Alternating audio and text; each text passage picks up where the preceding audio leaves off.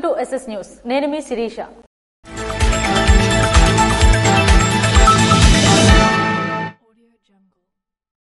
ఉపాధి అవకాశాలు కావాల్సిన వారికి స్థానికంగా కల్పిస్తామని జిల్లా కలెక్టర్ స్వప్నిల్ దినకర్ వెల్లడించారు.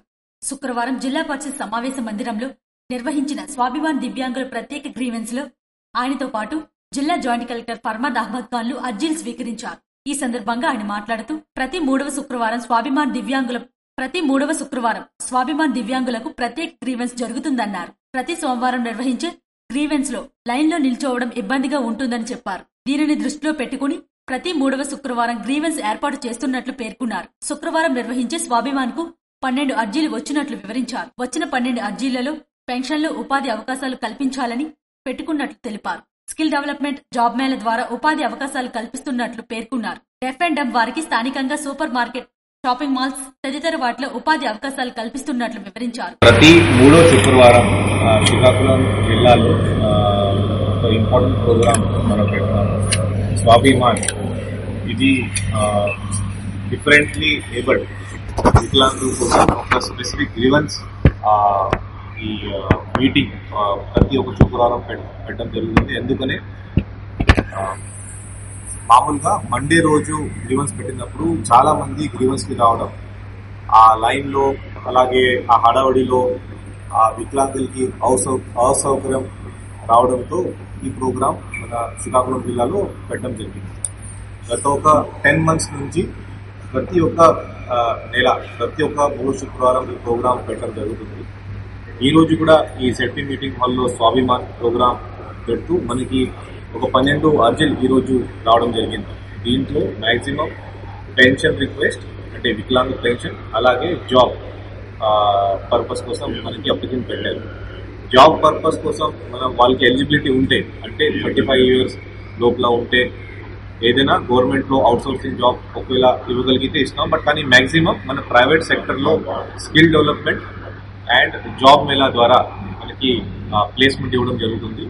మరి ముఖ్యంగా ఈ డెఫ్ అండ్ డమ్ పీపుల్ కి హాస్పిటాలిటీ, అలాగే ఈ షాపింగ్ మాల్స్ లో, ఈ రిలయన్స్ సూపర్ మార్కెట్ అలాగే ప్లేసెస్ లో ఇప్పటికీ జాబ్ ఇవ్వడం జరిగింది.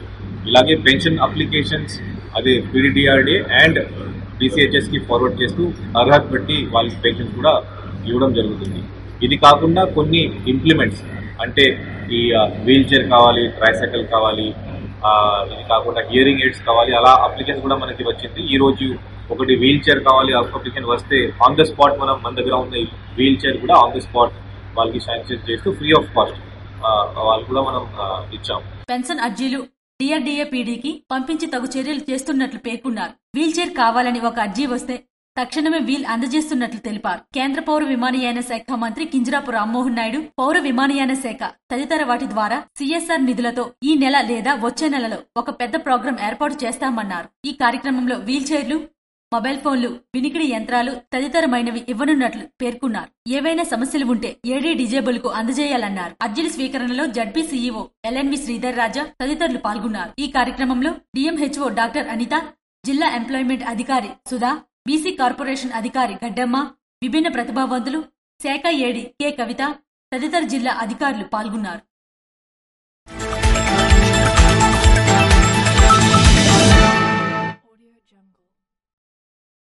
విజయనగరం జిల్లా హెడ్ క్వార్టర్స్ లో ఆపరేషన్ సింధూర్ విజయవంతం చేసిన సైనిక దళాలకు సంఘీభావంగా సీఎం చంద్రబాబు నేతృత్వంలో విజయనగరం రాజుగారి కోట నుండి గంట స్తంభం వరకు పట్టణ ప్రజలు, విద్యార్థులు, నాయకులు, కార్యకర్తలతో కలిసి ఘనంగా తిరంగ యాత్రను నిర్వహించారు.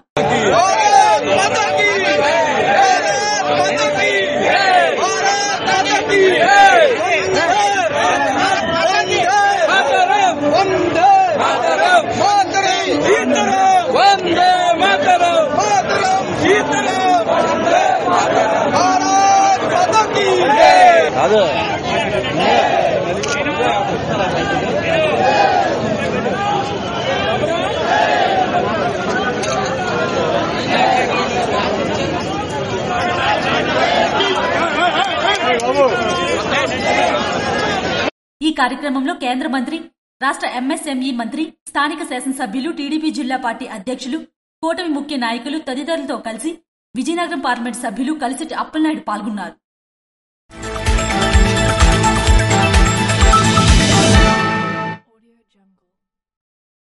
నరసన్నపేట వైఎస్ఆర్సీపీ పార్టీ కార్యాలయంలో నిర్వహించిన పత్రికా సమావేశంలో ఈ నెల 14వ తేదీన తెలుగుదేశం పార్టీ కార్యాలయంలో కొంతమంది టీడీపీ నేతలు బిల్డింగ్ సొసైటీ భూములలో నిర్మాణాలు, నరసన్నపేట ఆక్రమణలు, అవినీతి ఆరోపణలపై ప్రెస్ మీట్లో విమర్శించడం పట్ల స్థానిక వైసీపీ నాయకులు శుక్రవారం వైసీపీ కార్యాలయంలో నిర్వహించిన పత్రికా విలేకరుల సమావేశంలో మాజీ సుడా చైర్మన్ ప్రతినిధి, మాజీ ఉప సర్పంచ్ కోరాడ చంద్రగుప్తా మాట్లాడుతూ టీడీపీ నేతల విమర్శలను తప్పు పట్టాలని కాదని, విమర్శలు మా ఉద్దేశం కాదని, వాస్తవాలు తెలియజేయాలని సంకల్పంతో ఈ ప్రెస్ మీట్ నిర్వహించడం జరిగిందని అన్నారు.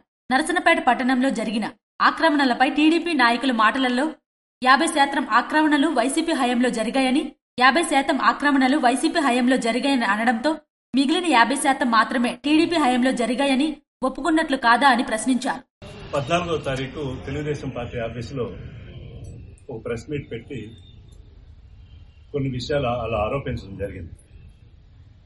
వాళ్ళని తిప్పుకొట్టాలనో విమర్శించాలనో మేము ఈ ప్రెస్ మీట్ పెట్టలేదు. కొన్ని వాస్తవాలు వాళ్ళకి తెలియవలసిన పని ఉంది. వాళ్ళకి కూడా తెలియని విషయాలు కూడా ఇందులో ఉన్నాయి. అవి తెలియజేయాలని చెప్పి ఈ ప్రెస్ మీట్ పెట్టడం జరిగింది. మేము మాట్లాడింది ఒకసారి క్రాస్ చెక్ చేసుకుని ఎంతవరకు కరెక్ట్ అన్న దానికి ఆలోచన చేసి మీరు ఏదైనా మాట్లాడాలంటే మాట్లాడవలసిందిగా కోరుకుంటూ ఎంక్రోచ్మెంట్స్ మీద మాట్లాడారు. ఎంక్రోచ్మెంట్స్ అన్నదానికి ఎవరు అతిథులు కాదు. అందులో మాట్లాడుతున్న వాళ్ళు కానీ, బయట ఉన్న వాళ్ళు కానీ, నేను కానీ, మీరు కానీ ఎవరు ఎంక్రోచ్మెంట్ కి అతిథులు కాదు. ఆ ఎంక్రోచ్మెంట్స్ 50% వైఎస్ఆర్ టైంలో జరిగాయంటే మిగతా 50% ఏ టైంలో జరిగాయి. నా దగ్గర పూర్తి లెక్క ఉంది. ఇందులో సింపథైజర్స్, పార్టీ సింపథైజర్స్ లెక్కేసుకుంటే 30% మాత్రమే వైఎస్ఆర్ పార్టీ సింపథైజర్స్ ఉన్నారు, 70% తెలుగుదేశం సింపథైజర్స్ ఉన్నారు. కావాలంటే మీరు డోర్ టు డోర్ వెళ్ళి ఎంక్వైరీ చేసుకున్న అభ్యంతరం లేదు. అయితే ఎంక్రోచ్మెంట్ కి ఎవరు అతిథులు కాదు. ప్రతి ఒక్కరికి మీరు పలానా పేరు చెప్పండి, ఆ పేరు నేను చెప్తాను. నాకు ఎంక్రోచ్మెంట్ ఎక్కడ ఉందో, ఏటుందో, ఎలా ఉందో కూడా నేను చెప్తాను. కాబట్టి కొన్ని అలాంటివి గాబర్గా మాట్లాడే కన్నా ఒకసారి 1-2 సార్లు ఆలోచించుకొని మాట్లాడాలని ఈ సందర్భంగా తెలియజేస్తుంది. 50% ఆక్రమణలు వైసీపీ హయాంలో జరిగిందని అనడానికి టీడీపీ నేతల దగ్గర ఉన్న లెక్కలు ఏంటి? పేటలో జరిగిన ఆక్రమణల్లో 70% తెలుగుదేశం పార్టీ సానుభూతి పరులే ఉన్నారు. అన్ని వాస్తవాలు తన దగ్గర ఉన్నాయని చంద్రభూషణ్ గుప్తా అన్నారు. కావాలంటే డోర్ టు డోర్ ఎంక్వైరీ చేసి వాస్తవాలు తెలుసుకోవచ్చని సూచించారు. సరైన సమాచారంతో ప్రెస్ మీట్ నిర్వహిస్తే ఇటువంటి పరిస్థితులు ఉత్తమం కావని, నాయకులుగా ఎదగాలనుకున్న వారు విషయ పరిజ్ఞానాన్ని కలిగి ఉండాలని కోరాడ చంద్రగుప్తా హితవు పలికారు. ఈ పత్రికా సమావేశంలో నరసన్నపేట ఎంపీపీ ఆరంగి మురళీధర్, జడ్పీటీసీ ప్రతినిధి చింతు రామారావు, మేజర్ పంచాయతీ సర్పంచ్ బుర్రలి శంకర్, వైకాపా నేతలు బొబ్బాది ఈశ్వర్రావు, లోకనాథ్ శర్మ, పలువురు నాయకులు పాల్గొన్నారు.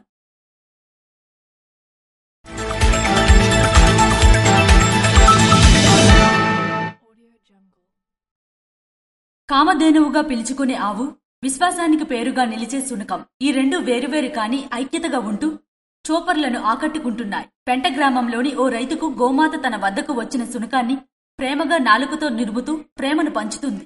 శునకం సైతం ఆవు దగ్గర దూడలా ఒదిగిపోయింది. వీటి మోగబంధాన్ని చూసి జనం ముచ్చట పడుతున్నారు.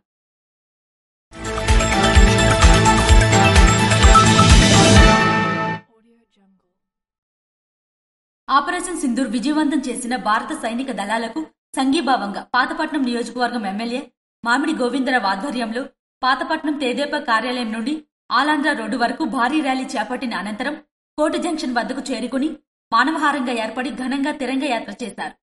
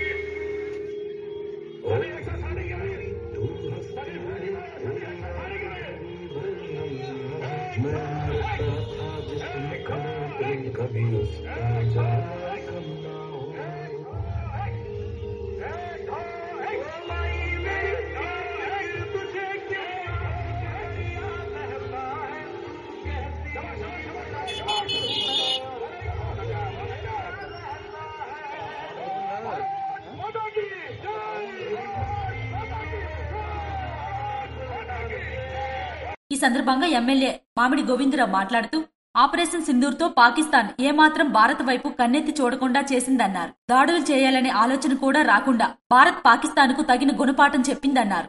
దేశభక్తి అంటే ఇలా ఉండాలి. నాయకులు వస్తారు పోతుంటారు, కానీ దేశం కోసం ప్రాణాలు అర్పించే వాళ్ళు చాలా తక్కువ. అలాంటి వ్యక్తుల కోసం మనం జోహార్లు కల్పించాలి. ఈ రోజు మనకు సింధూరు మన ఆడబిడ్డలు, మన తల్లులు, మన అక్కలు, మన కుటుంబ సభ్యుల ఆడబిడ్డలు నీ నుదురు సింధూరు సరిపోయాయని చెప్పిన ఆ మహాగాతులకి తగిన బుద్ధి సింధూరుతో మన ప్రధాని మోదీ గారు నిర్వహించి రాశారు. అది మనం తీర్చుకున్న కారణమా సింధూర్ 2 అని సింధూర్ 1 అని పెట్టారు. ఈ రోజు ఇంత మంచి కార్యక్రమానికి మీరు అందరూ అందించారు. ఎవరైతే వచ్చి మన భారత భూభాగంలో అడుగుపెట్టి మన ఆడబిడ్డలను రుద్రుడు కొంకాన్ని ఎవరైతే గుర్తుపెట్టారో వాళ్ళని నామరూపాలు లేకుండా చేయడం జరిగింది. అంత మంచి కార్యక్రమం ఈ రోజు మీరందరూ ప్రధానికి అందుబాటులో ఉందాం. దేశం మీద ప్రేమను సాటుకుందామని మనందరికీ తెలియజేసుకుంటూ జై భారత్, జై భారత్, జై భారత్, వందే మాతరం, వందే మాతరం. అంతేకాకుండా అంతర్జాతీయ వేదికపై కూడా భారత పాకిస్తాన్ దుశ్చర్యలను బయటపెట్టిందన్నారు. అమాయక ప్రజలపై పాకిస్తాన్ క్రూరంగా వ్యవహరించిన తీరు, విధానంను భారత్ ఎప్పటికీ మర్చిపోలేదన్నారు. అనంతరం శాసనసభ్యులు వారి కార్యాలయంలో మాజీ సైనికులకు సన్మానం చేశారు. ఈ కార్యక్రమంలో మాజీ సైనికులు, అధికారులు, ఎన్డీఏ కూటమి నాయకులు, కార్యకర్తలు, ప్రజలు తదితరులు భారీ సంఖ్యలో పాల్గొన్నారు.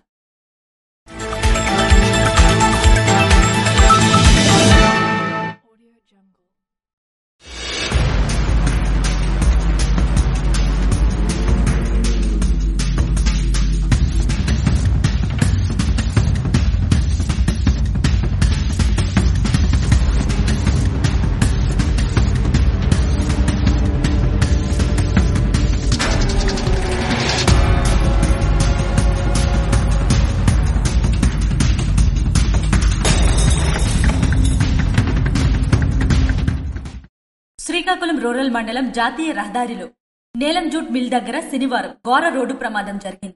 ఈ ప్రమాదంలో ఒకరు మృతి చెందగా మరో 15 మందికి గాయాలయ్యాయి. వరంపురం నుంచి శ్రీకాకుళం వెళ్తున్న ట్రావెల్ బస్సును వెనుక నుంచి ఢీకొన్న లారీ. ఈ ఘటనలో 15 మందికి గాయాలు. సడన్ బ్రేక్ వేసిన మరో గ్రానైట్ లారీ, వెనుకనున్న లారీ క్యాబిన్ పై పడిన గ్రానైట్ బ్లాక్. లారీ క్యాబిన్ లో ఇరుక్కుని డ్రైవర్ మృతి. క్షతగాత్రులను హైవే అంబులెన్స్ లో రిమ్స్ ఆసుపత్రికి తరలింపు. ఈ ప్రమాదంలో బస్సుతో సహా 4 లారీలు ధ్వంసమయ్యాయి. ఘటనపై కేసు నమోదు చేసి దర్యాప్తు చేపట్టిన శ్రీకాకుళం రూరల్ పోలీసులు.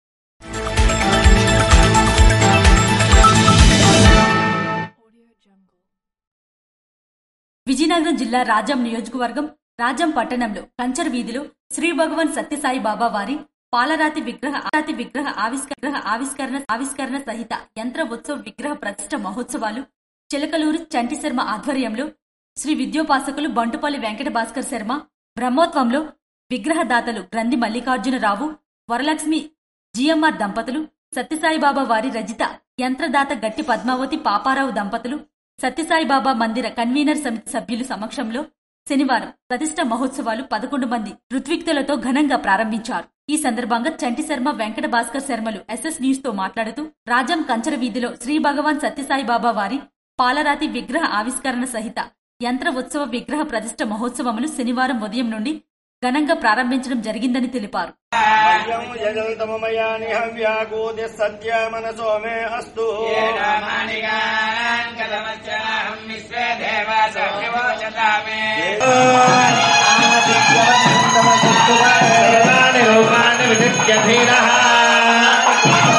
సద్యోజాతాయ వై నమో నమః. భవే భవేనాతి భవే భవస్వమాన్ భవోద్భవాయ నమః. బ్రహ్మాండం సాంగం సాయుధం స్వవాహనం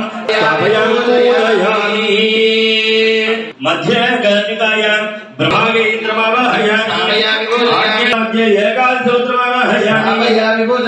విఘ్నేశ్వర పూజ, పుణ్యహవాచనం, పరిషత్ ప్రాయశ్చిత్తం, మండప ఆవాహన, అఖండ దీపారాధన, రక్షాబంధన కార్యక్రమంతో పాటు ప్రత్యేక పూజా కార్యక్రమాలు నిర్వహించడం జరిగిందని అన్నారు. సాయంత్రం దేవత విగ్రహ ఊరేగింపు, 500 మంది మహిళలు కలశలతో గ్రామ ప్రదర్శన కార్యక్రమం నిర్వహించారు. గ్రామ ప్రదక్షిణ అనంతరం జలాదివాసం కార్యక్రమం నిర్వహించి అగ్ని ప్రతిష్ఠ కార్యక్రమం అలాగే అష్టదిగ్బలి కార్యక్రమం నిర్వహించారు. అలాగే ఆదివారం ఆరోగ్య ప్రదాత శ్రీ సూర్య నమస్కారాలు నిర్వహించి ధన్యాదివాసం సాయంత్రం సామూహిక సహస్ర లింగార్చన, పంచసయ్యాదివాసం విశేష హోమాలు నిర్వహించడం జరుగుతుందని అన్నారు. అలాగే సోమవారం సుముహూర్త సమయానికి యంత్ర విగ్రహ ప్రతిష్ఠ చేయడం జరుగుతుందని తెలిపారు. అనంతరం మహాపూర్ణాహుతి కార్యక్రమంతో ప్రతిష్ఠా మహోత్సవాలు ముగించడం జరుగుతుందని అన్నారు. ఈ కార్యక్రమంలో భక్తులు పాల్గొని తీర్థ ప్రసాదాలు స్వీకరించారు. ఇవి ఈనాటి వార్తలు. మరిన్ని వార్తలతో మళ్ళీ కలుద్దాం. చూస్తూనే ఉండండి SS న్యూస్.